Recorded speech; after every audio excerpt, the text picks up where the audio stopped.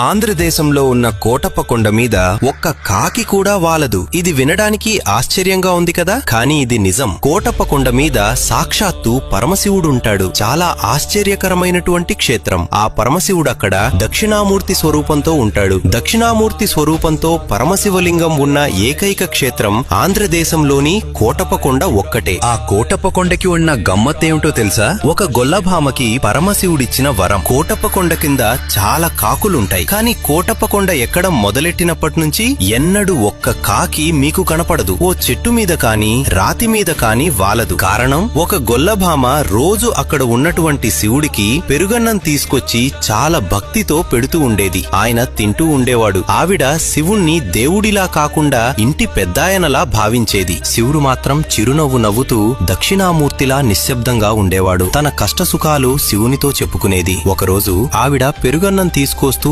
అలసిపోయి ఒక చెట్టు కింద సేద తీరుతూ ఉంటుంది. ఇంతలో ఒక కాకి వచ్చి వాలితే ఆ పెరుగుకుండా కింద పడిపోతుంది. అయ్యయ్యో, పైనున్న పెద్దాయనికి పెరుగు పట్టికెళ్తున్నాను. ఈ దిక్కుమాలిన కాకి వాలి పెరుగంతా కింద పడిపోయిందని బాధపడింది. పరమశివుడు వృద్ధ బ్రాహ్మణ రూపంలో కొండ మీద నుంచి కిందకి వస్తున్నట్టు కనిపించాడు. ఆవిడ దగ్గరకు వచ్చి శాంతంగా అన్నాడు, నీకొక వరం ఇస్తున్నానమ్మా. ఇక మీదట ఈ కొండ మీద ఎన్నడూ కాకులు వాలవు అని చెప్పి అక్కడి నుండి వెళ్లిపోతాడు. అంతే. ఆమె చిన్న బాధను పరమశివుడు శాశ్వత వరంగా మార్చేశాడు. అందుకే ఈ రోజుకి కూడా కోటప్ప కొండ మీద పగలు కాదు, రాత్రి కాదు, ఒక్క కాకి కూడా కనిపించదు. పరమశివుడిని భక్తితో కొలిస్తే చిన్న కోరికతో సహా తీర్చేస్తాడు.